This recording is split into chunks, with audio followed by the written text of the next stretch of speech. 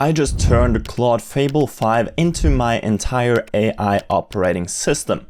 Now, Fable 5 is just the engine and the structure is the actual operating system, because everyone at the end of the day has the same models available to them, but most people use the wrong structure and therefore gets worse results at more expensive token costs. Plus, it takes more time. So let me show you the exact operating system that me and my business partner Andrew have developed over these past few months that we think is the perfect structure for your AI. So just this morning, Fable 5 did get enabled again, which is by far Claude's most powerful model. Here you can see it compared to Opus 4.8. Agentic coding is 80% compared to 69%. Spatial reasoning went from 14% to 38%. So some absolutely massive improvements. And when you compare such a powerful model to a powerful structure and operating system, you get incredible results. So the thing most people get wrong is that they just create a standard second brain, they fill it with all sort of files and folders,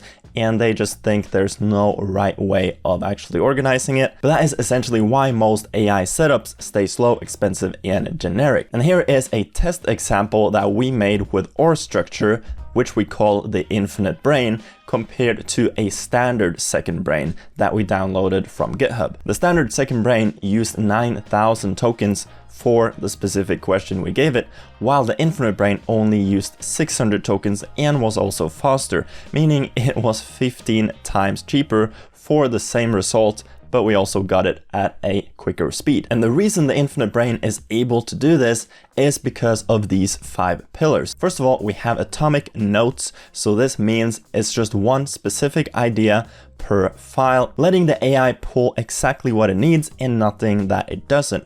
A lot of people make these giant files with all sorts of knowledge and ideas, but if you point the AI to that file, it basically needs to read everything, even though it might only need 1% of that file to actually get the answer it's looking for. So that's why atomic notes is so much better when you combine it with these other 4 pillars. The second one is typed links. Edges say how notes relate. So if the AI pulls a specific note from the infinite brain knowledge base, it says that this note is derived from this note.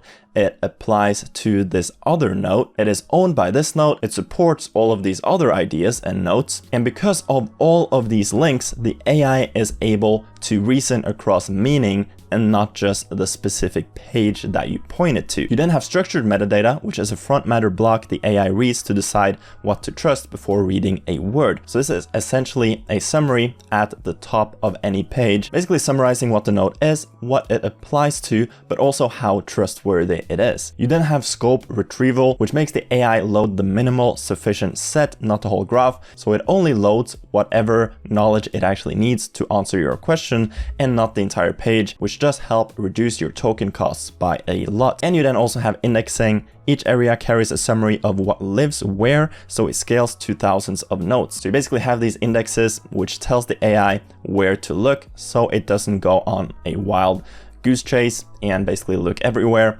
It knows exactly where to look for any specific question. And this is kind of what that looks like. So everything is related, everything is linked. Here is an example of one of these infinite brain knowledge graphs that we built for a CRM client of ours. So it's a big web of all of these linked notes. For example, the one we have open here, which is email phase 4 build. This is basically to make an email campaign for Klaviyo. So at the top, it has a little summary. It has the confidence level. It has the edges of whatever it is linked to.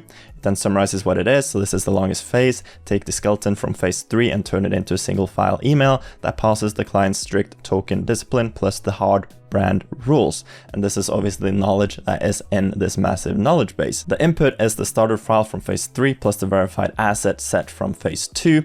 So obviously when the AI reads this, it already has all the knowledge it needs. It knows exactly where to look. And if we hover over this specific note, you can see that this is related to all of these other notes. So this is related to the email build loop, which is again linked to the Figma handoff invariance, which is then linked to the email campaign build, which is again linked to the email reviewer design. So everything is interlinked, and the AI can then see all of these linked notes, read the summary of every single note that is linked to whatever task you give it, so that it can give you a good result after proper reasoning and seeing the meaning of the specific note. Now, AI already has 3 of the 4 parts of the OODA loop, which is observe, decide, and act, but it's missing a proper orient layer. And orientation is knowing who you are, your clients, your constraints, and without it, fast actions can get confidently wrong, because it obviously needs proper context and proper rules. In Visual Studio Code, this is how my personal infinite brain looks like. This knows everything about my business and how I work, so I always do my work within my own infinite brain. And as you can see, it has a .claude file and a .codex file, meaning you can easily swap between models. You have this knowledge section where you can super easily and automatically save anything you work on and add it into your knowledge base. So here I have knowledge about my content strategy, because I work a lot with YouTube, obviously. We have a construction client that wants to automate more of their workflows with AI, so I have all of the knowledge about that project in here. The infinite brain also automatically stores all of your sessions, so you can see your active sessions, your closed sessions, logs, and reviews. So if you use a system, you can go back and look at chats from 6 months ago and see exactly what you talked about and what you did in AI. It's automatically stored as MD files, which takes very little space on your computer, and it's the ultimate way to store basically all your memory and context forever in this one system. And you can then also point AI to your sessions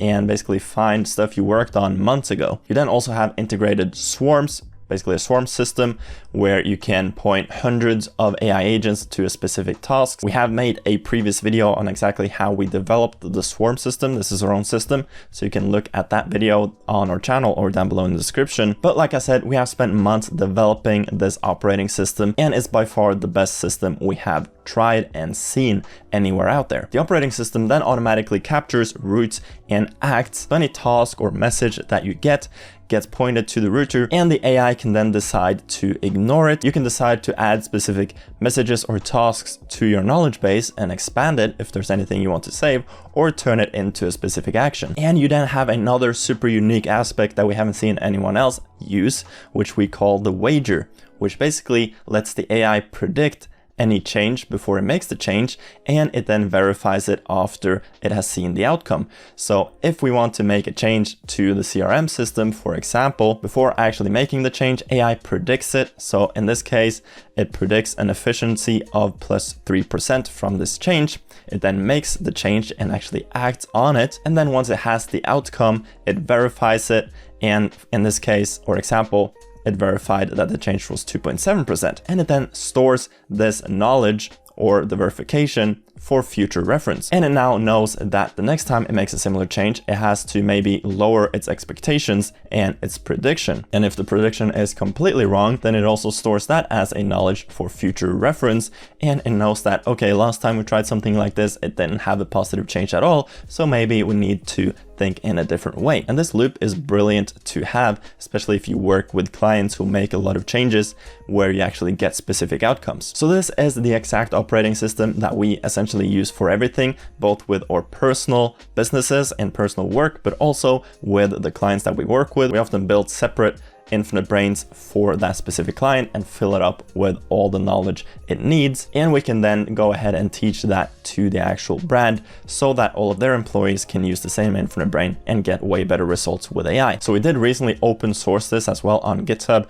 Currently has 88 stars. The link is down below if you want to check it out for yourself. And we do also give it away in our school community. We are also working on creating a full course around the infinite brain and AI operating systems in general, so that you can easily build your own harness around whatever AI model you want to use and get the best results possible. So there are a lot of people talking about their own AI operating systems out there on Twitter and YouTube, etc.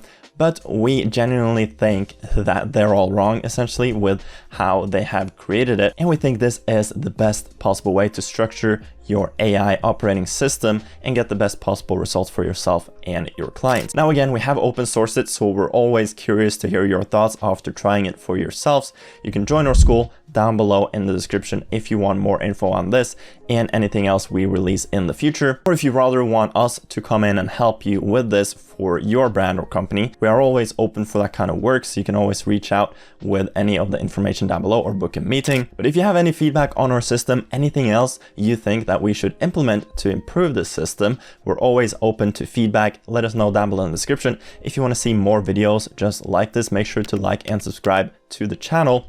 With that said, I hope you have an amazing rest of your day, and I'll see you guys later.